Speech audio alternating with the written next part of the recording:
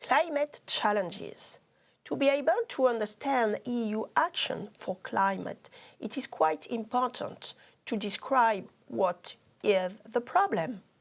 There is not just one problem, but a multitude of problems. Climate change, collapse of biodiversity, poor health of the oceans, general depletion on resources, for instance. This is a long story because 50 years of international commitment for climate and biodiversity have already been organized since the Stockholm Conference in 1972 to the Paris Agreement in 2015. What are the main objectives to reach for policymakers to achieve carbon neutrality? First of all, to be able to replace fossil fuels with low carbon energies. And second, to reduce final energy consumption. Is it the role of policymakers? Should the public authorities intervene? It is not really defined like that in the status of central bank and governments, but we all agree on the idea that climate issues should be taken into consideration by policymakers. First of all, because it affects collective well-being, also it could have important macroeconomic impacts, and we could also consider that the climate, the quality of the air, for instance, could represent public goods.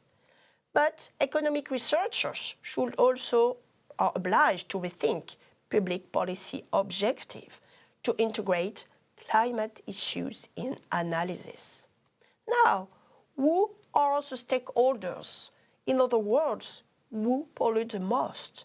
In this figure, you have the list of the countries which pollute the most, and you could observe that European Union lies in the fourth place, before China, United States of America, and India.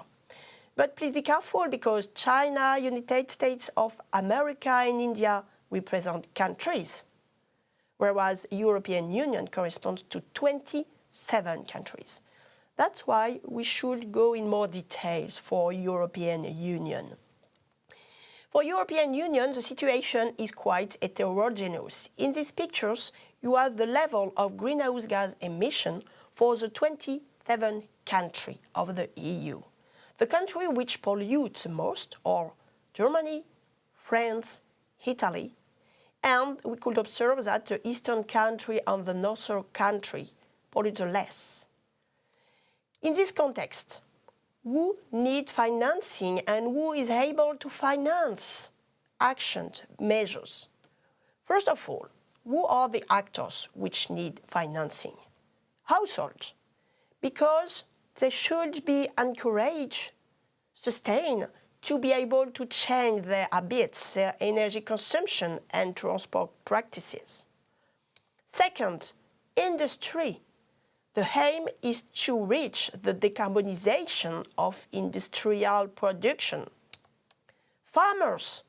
There is a big challenge for agriculture to produce with fewer polluting inputs.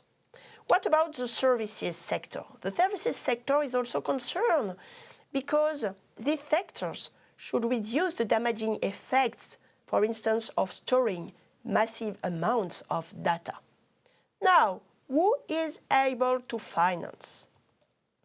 First of all, we think about public finance, governments, national governments, local authority, but also European Union through different tools, taxation, public spending, public investment.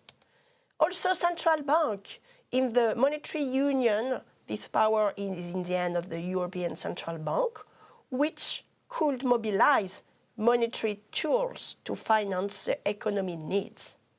Finally, last but not least, financial market, which could be a major actor of supporting sustainable finance.